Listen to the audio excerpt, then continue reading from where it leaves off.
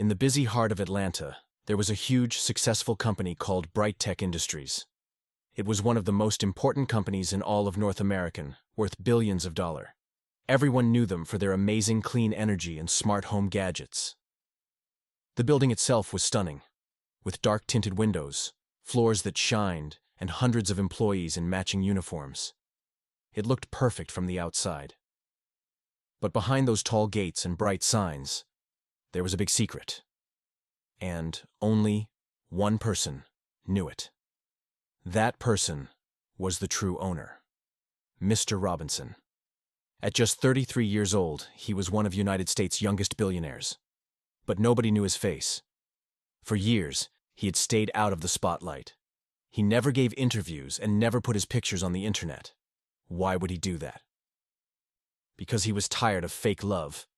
Every time he met a woman, she seemed to only love his money, not him.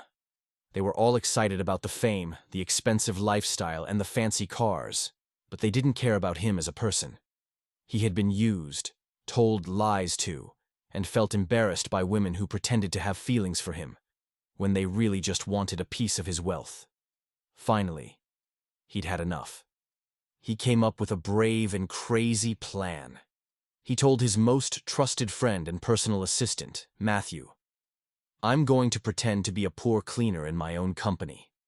He explained, "I need to see how people act when they don't know I'm rich. I want to find a woman who will fall in love with me for who I am, not for my money." Matthew looked surprised and a little worried. He raised an eyebrow and asked, "Boss, are you absolutely sure about this? You'll be mopping floors and cleaning toilets, you know." Robinson just smiled.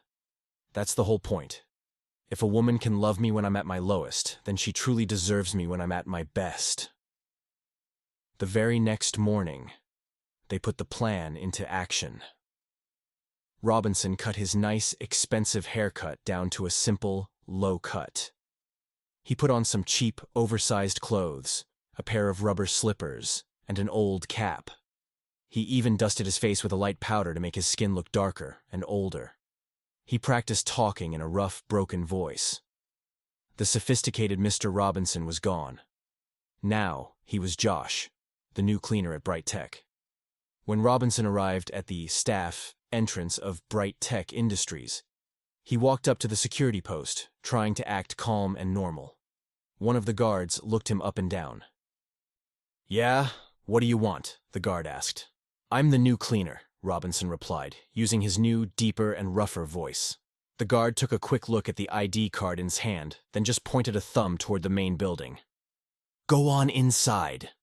Report to the janitorial supervisor. First hallway on your left." Robinson gave a small nod and walked through the gate.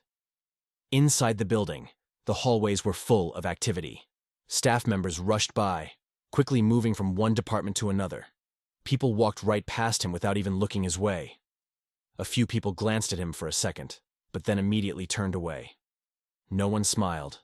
No one said, "Hello." When he reached the janitorial office, he knocked on the door and walked in. A woman sitting at the desk looked up. Her name tag said, Mrs. Kate, janitorial lead. "You're the new cleaner?" "Yes, Ma. My name is Josh." She gave a small nod and didn't even try to smile. "Your job is to clean the ground floor, the hallways, the lobby, and the toilets. You'll find all the cleaning tools in the storage room. Get started right away." "Yes, Ma," Robinson said. He went to the supply closet and picked up a mop, some gloves, a broom, and cleaning liquid. Then, he began his first shift. The work was hard. Cleaning the toilets was unpleasant. The floors were always dusty. He had to bend down, scrub surfaces, and mop the long hallways, all in silence. Soon, his back started to ache. His hands felt sore. But he didn't complain. Day after day, Robinson came back to work. Every morning, he arrived early and did his job while carefully watching everything around him. Some of the workers were polite, but they kept their distance. Others were cold, acted proud, and were just unkind. Most people acted like he wasn't even there. But then, something changed. One afternoon in the staff cafeteria, Robinson was cleaning a corner when he saw a young woman sitting by herself. She was eating plain rice from a small container. Her shoes were old and worn out, and the strap on her handbag had been stitched back together. Yet, she gave a gentle smile to one of the older cleaners nearby, and even offered her some water. That small act of kindness really caught his eye. He found out her name was Sarah. She was a junior assistant in the IT department. People knew her as someone who was quiet, respectful, and a hard worker. She never gossiped and always minded her own business. As Robinson walked past her table, she looked up, smiled at him, and said, "Good afternoon, sir." He stopped walking, completely surprised. "You're talking to me?" "Yes," she replied. "I've seen you cleaning this place every day. You work really hard." He smiled. "Thank you. That's kind of you to say." She nodded gently. "May God bless your hands." "Amen," Robinson said. "And may He bless yours too." That short, simple moment stayed in his heart for the rest of the day. It was the first time anyone had shown him any real respect since he started working undercover. Later that evening, Robinson was sitting in his quiet apartment, thinking about what had happened.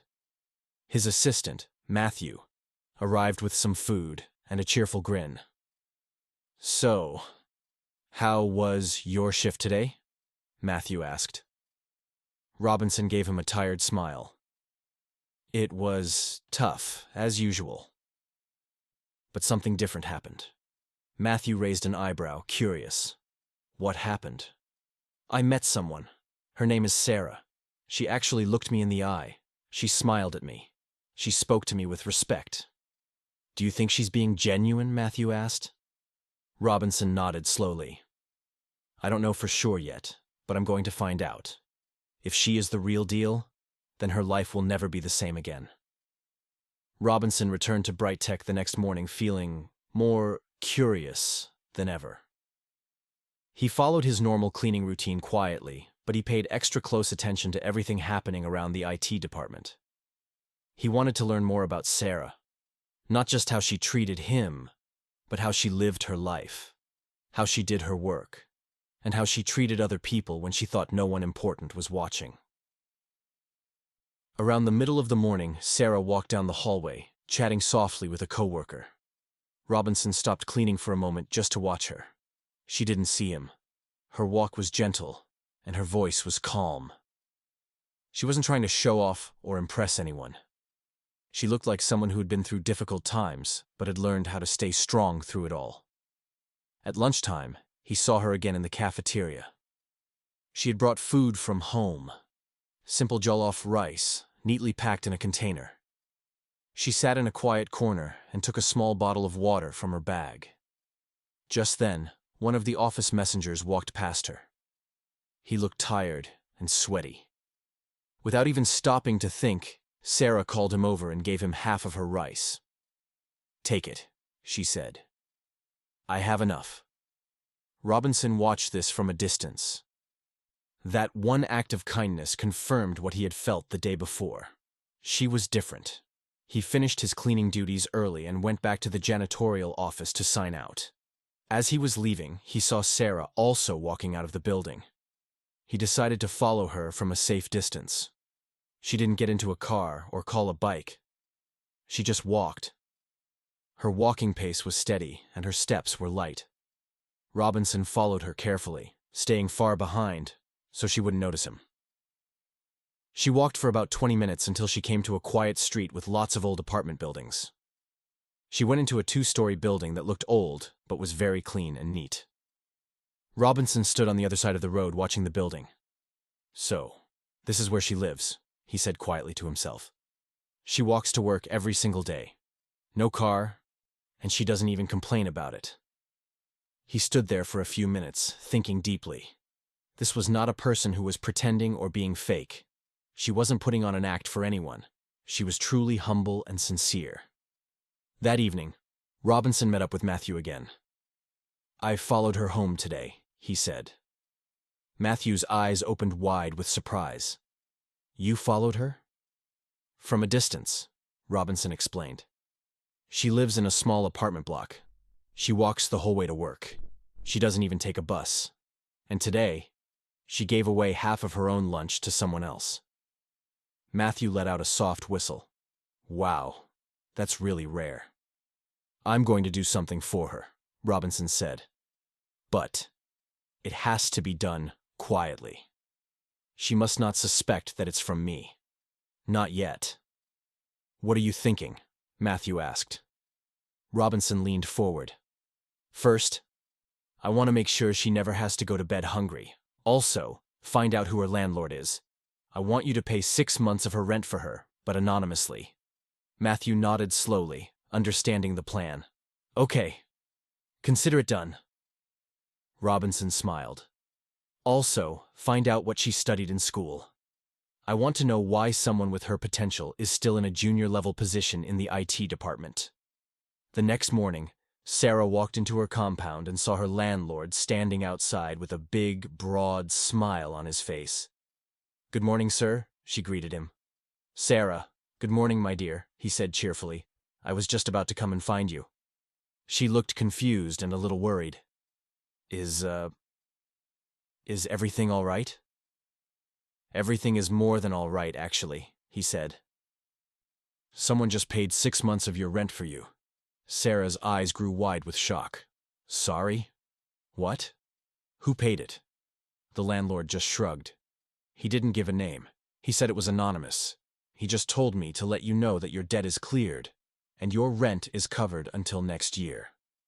Sarah stood completely frozen for a few seconds, unable to process the news. "Are you sure?" she finally asked. "I counted the money myself," the landlord said. "You should be very thankful to your God." "Someone out there is watching over you," the landlord said.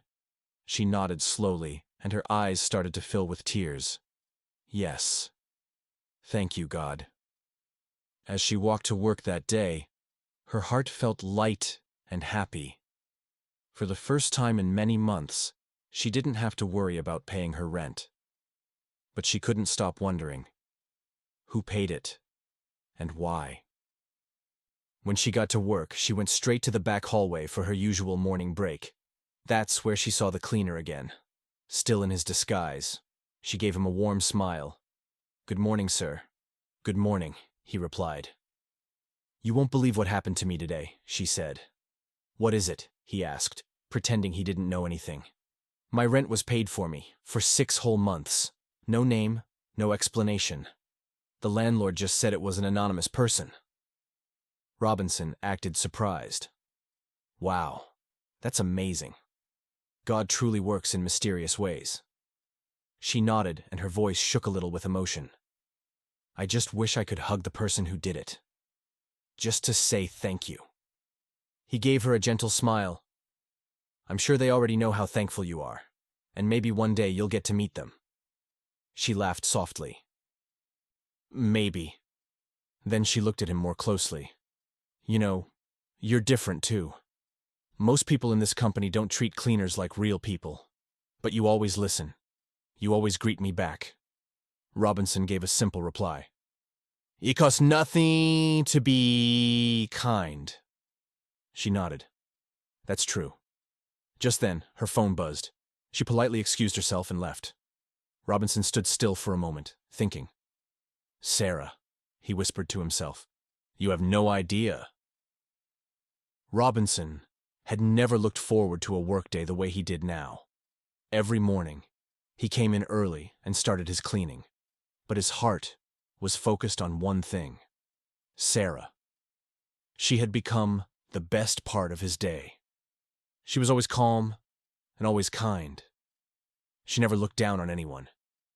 Even though her clothes were old and her lunch was small, her heart was full of goodness. Robinson could see it every time she smiled.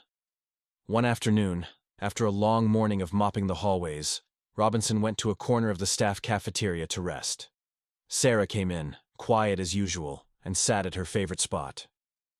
When she saw Robinson sitting alone, wiping sweat from his forehead, she walked over to him. "You haven't eaten," she said, noticing he had no food. Robinson shook his head gently. Not yet. She didn't ask any more questions. She simply opened her small food container and pushed it toward him. Please, eat. I already had something to eat earlier, Robinson said, but he was shocked by her offer. No, I can't take your food. Please. Please, she insisted, with a warm smile. I want you to have it. I don't have much, but what I have, I can share. He looked at her for a moment, and his heart felt very full. Slowly, he picked up the spoon. Thank you, Sarah. You don't know what this means to me. She sat down beside him quietly and watched him eat. I've seen the way people treat you, she said softly. They don't know how to be kind. But I see you every day, working harder than anyone else and never complaining. Robinson paused, touched by her words. You're the only one who actually sees me. I see more than people think I do, she replied with a small laugh. They both smiled and sat together in a peaceful silence. But not everyone at the company was like Sarah. The company's general manager, Mr. Cater, was a proud and boastful man. He wore expensive suits, carried the latest phones, and walked around the office like he was a king. Most of the staff were afraid of him, and some of the women liked him only for his money and power. But Sarah always stayed away from him. This made Cater very curious about her. One day, he called her into his office. You're a beautiful girl, Sarah, he began. Thank you, sir, she replied, unsure of where this conversation was going. I've been watching you, he continued. You're different. You don't talk much, you don't beg for things, and you don't chase after men like the others do. Sarah said nothing. Cater leaned back in his chair and smiled. I can give you a better life. I own this company, you know? All the cars outside, all the money that runs this place. I'm the one behind it all. She looked confused. You own Bright Tech? Of course, he lied confidently. The name on the paperwork isn't mine, but I control everything. The board listens to me, the staff obeys me. If you stay close to me, your life will change. I'll increase your salary, buy you better clothes, and you won't have to suffer anymore. Sarah remained very calm. Thank you, sir, but I'm not interested. Cater frowned. What? You think I'm lying? You don't believe I can take care of you? It's not about what I believe, she said gently. I'm just not interested. He laughed a cold, unpleasant laugh. So, you prefer to walk to work, wear secondhand clothes, and eat plain food for the rest of your life? Sarah stood up. It's better than pretending to love someone just for their money. She walked out of the office, leaving him stunned and very angry. From that day on, Cater began treating her coldly. He gave her more work than anyone else. He spoke to her using harsh words in meetings. But Sarah didn't let it break her. She stayed strong, kept working hard, and continued to smile. Watching from the sidelines, noticed everything. He saw the way Cater looked at Sarah. He saw her walk out of Cater's office with a straight face, holding on to her dignity like it was a crown. That afternoon, while Sarah was on her break in the hallway, Robinson walked up to her. Are you okay? He asked. She smiled. Yes. Why do you ask? She said. You look tired, Robinson replied. I'm fine, she said. I just had a long day. Robinson paused for a moment. I saw you give away your food to me yesterday. You didn't have to do that. I know, she said softly. But I wanted to. There's something peaceful about giving. It reminds me that I still have something to offer, even when life is hard. He looked at her with quiet admiration. You have more to offer than you know, she chuckled. You sound like someone who knows me better than I know myself. Maybe I do, he replied gently. She looked at him for a moment, then asked, What about you? Who are you, really? Robinson smiled. Just a cleaner. For now. Sarah nodded slowly. Well, you're a very special cleaner. As she walked back to her desk, Robinson stood still for a while, just watching her go. He whispered under his breath, "And you're not just special. You're rare." It was a quiet afternoon. Most workers had gone for lunch, but Sarah was at her desk, finishing some reports. Suddenly, she looked up and saw Mr. Cater, the manager, walking toward her with a proud smile on his face. He was holding a brand new phone in his hand, a shiny smartphone still in its box. "I noticed you've been using that old phone for a long time," Cater said smoothly, placing the new one on her desk. "Take this. It's yours now. Be mine, baby." Sarah froze. She looked at the phone, then at Cater. "Sir, no thank you." He raised an eyebrow. "Why not? You don't like it?" "It's not about the phone. I just can't give you what you want," she said clearly. "Please, look for someone else." Cater laughed. "I don't want someone else. I want you." Sarah stood up. "I'm sorry, sir. Never. I'm not interested." Cater's smile disappeared. His eyes turned cold. "You poor thing. Do you know how lucky you are that I'm even talking to you?" he hissed. "You'll regret this. I will make sure you get fired." He picked up the phone and stormed out of the office. Sarah stood there, frozen. Her heart beat fast. Her hands trembled. She felt weak. Not because she was scared of Cater, but because she didn't want to lose the only job she had worked so hard to get. Moments later, she quietly walked to the janitor's area. Robinson was mopping near the back hallway. When she saw him, she stopped and wiped her face. "Sarah, what's wrong?" Robinson asked immediately. I can't do this anymore," she said, her voice shaking. "I just want peace." Robinson dropped the mop. "Talk to me." She took a deep breath and explained everything: how Cater tried to bribe her with a phone, how he called her baby, and how he threatened to get her fired. Robinson clenched his fists. "He did what?" She placed her hand gently on his arm. "Please, don't go to him. I know how hard it was before I got this job. I don't want to lose it. He's the manager. He can do anything." Robinson looked into her eyes. "He crossed a line. Let me go and talk to him." "Please," she whispered. "He will get you sacked." But Robinson had heard enough. Without saying another word, he turned and marched out of the hallway. Sarah ran after him, but he was already heading straight to Cater's office. He knocked once and stepped in before Cater could even answer. Cater looked up, surprised. "You? What do you want?" Robinson didn't waste any time. "Stay away from Sarah." Cater narrowed his eyes. "Excuse me?" "I said stay away from her," Robinson repeated louder. "Keep your dirty hands and your lies far away from her." Cater stood up, clearly shocked. "Who do you think you're talking to? Do you know who I am?" Robinson didn't even blink. "I know exactly who you are. You're a coward. A bully who preys on innocent girls. You think you can scare her with threats and cheap gifts? Not while I'm here?" Cater laughed a bitter, angry laugh. "You must be crazy. You're just a cleaner, a fool in slippers. How dare you come in here and talk to me like this?" "You don't scare me," Robinson said coldly. "You can't do anything to me." Cater pointed a finger at him. "I will make sure you are out of this company by tomorrow morning. I will call the owner myself. You will be gone before the sun even comes up." Robinson smiled. "You can do nothing, and soon you'll realize that. But listen to me, and listen well. Stay away from Sarah. If I see you near her again, you'll wish you were never born." Cater took a slow step back. There was something strange about the confidence in his voice. For a poor cleaner, he was too bold, too calm, and too sure of himself.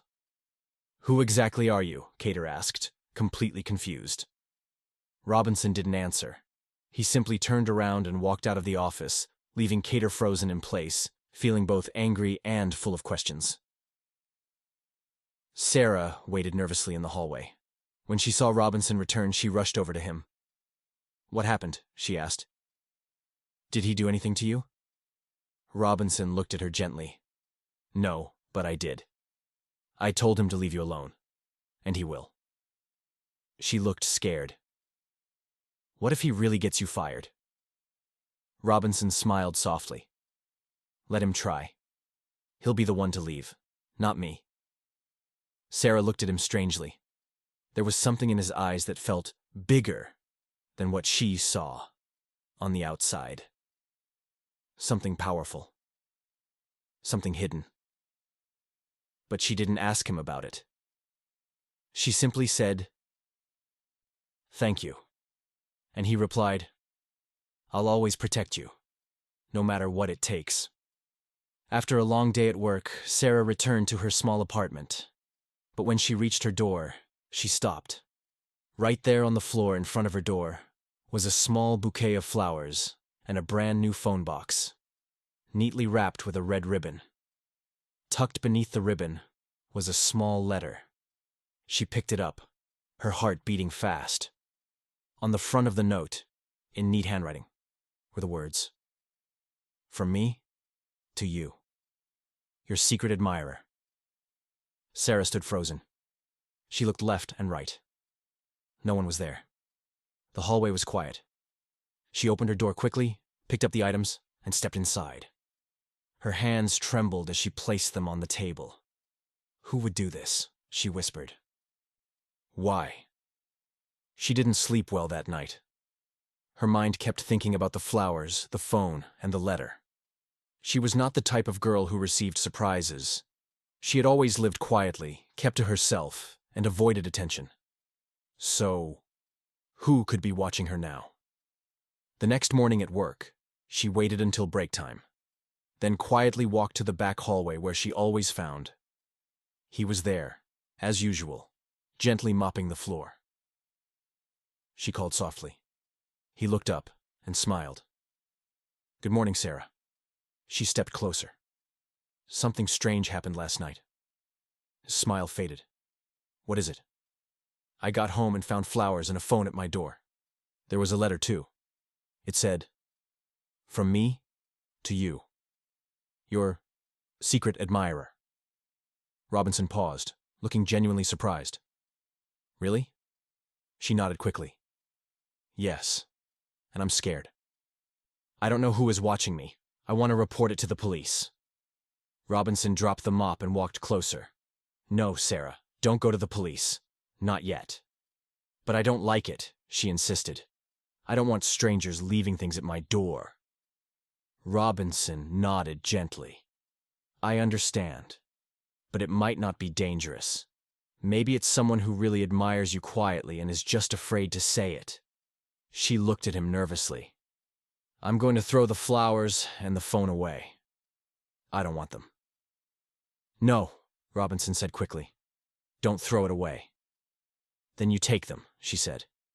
"You can give the phone to someone who needs it." Robinson smiled. "No, Sarah, it's not for me. It's for you. You should keep it." She shook her head. "I'm not using it." "That's fine," he said softly. "Just keep it. And if it ever happens again, we can go to the police together." She looked at him with soft eyes. "You'll come with me?" "Of course," he said. "Always." She relaxed a little, then gave a small laugh. "This is so strange. I've never received gifts like this before." Robinson chuckled. "You women are lucky. Someone just buys you gifts out of nowhere. Flowers, phones, surprises." Sarah laughed. "Not all women. I'm not used to this kind of thing." "Well, enjoy it," he said with a playful smile. "Some of us men are still waiting for someone to buy us a bag of ground nuts." They both laughed. For the first time that day, Sarah felt calm. His words comforted her.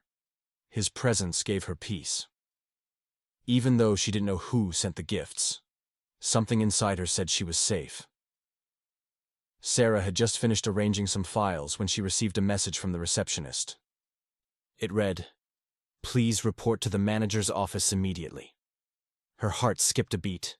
She didn't know if it was good news or another trick from Mr. Cater. She walked slowly to his office. "Come in," Cater said when she knocked. She stepped inside, unsure of what to expect. Cater leaned back in his chair, smiling a strange smile. "Congratulations, Sarah," he said. She blinked. "Sir?" "You've been promoted." Sarah stared at him, confused. "Promoted? Me?" "Yes," he replied smoothly. "You've been moved to the senior technical assistant level. You'll now have a larger office, a better salary, and an official apartment and a car." Her jaw dropped. "Wait, what? Is this a joke?" Cater gave a fake laugh. "No, it's real. The boss just called me this morning and gave the order himself. He said to process everything immediately."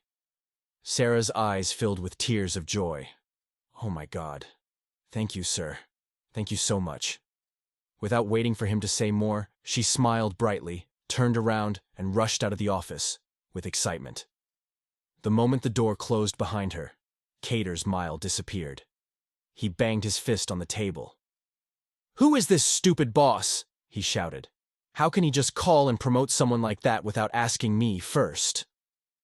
He stood and paced his office angrily. This Sarah. There's something going on. She must be sleeping with him. The same thing she refused to give me. She's giving it to him in secret. That's why he's promoting her. He clenched his teeth, his eyes full of envy and rage.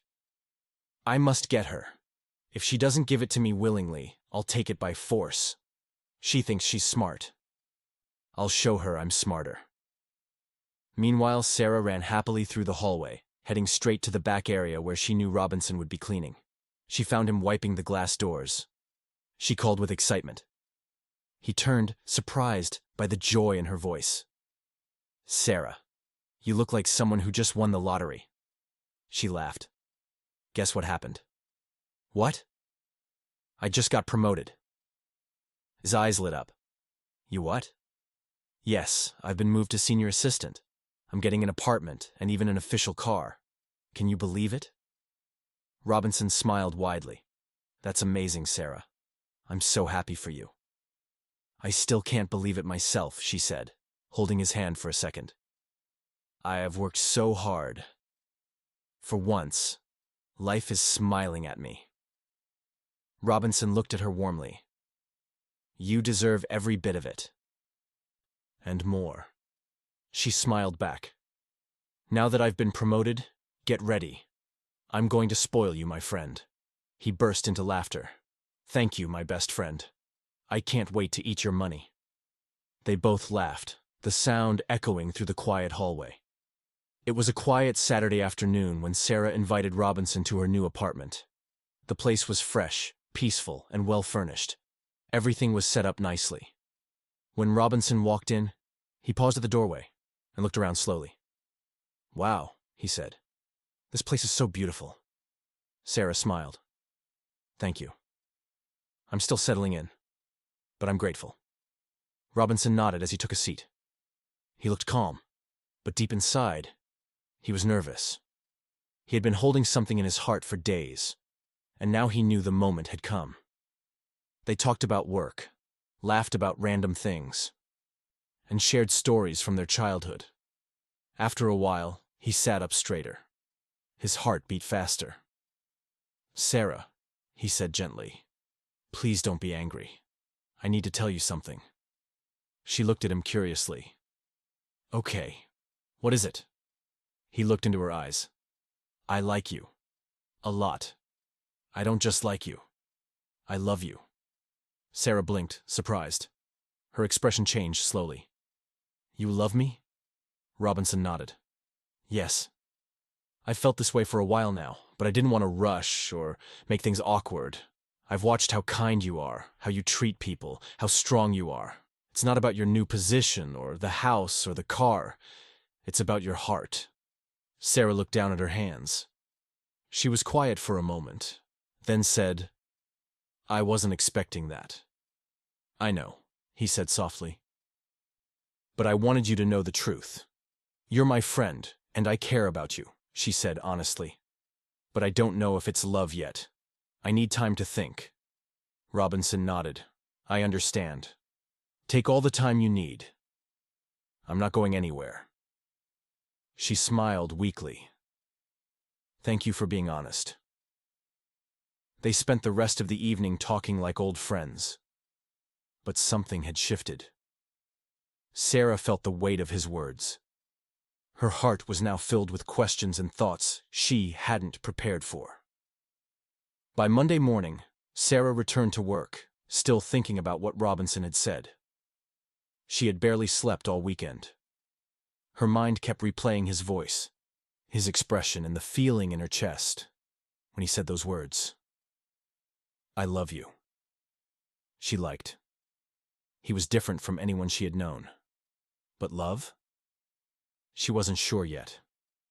Later that afternoon, during her lunch break, Sarah sat in the staff lounge with one of her co-workers, a lady from HR named Morgan. They weren't close friends, but they spoke from time to time. You've been quiet all morning, Morgan said. What's going on? Sarah hesitated, then, feeling a need to talk to someone, she whispered. A friend of mine told me he loves me. Morgan's eyes lit up. Who? Do I know him? Sarah nodded. Yes.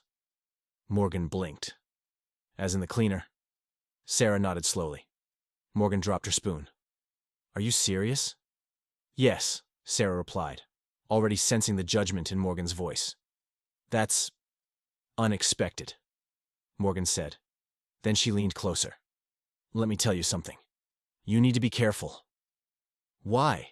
Sarah asked, confused. Look at it clearly, Morgan said. You were promoted. You moved into a nice apartment. You got a car. And now, suddenly, he finds the courage to tell you he loves you? Sarah frowned slightly. Morgan continued. Why didn't he say something before? All the months he was working here, all the days you were eating plain rice and walking to work, he said, nothing.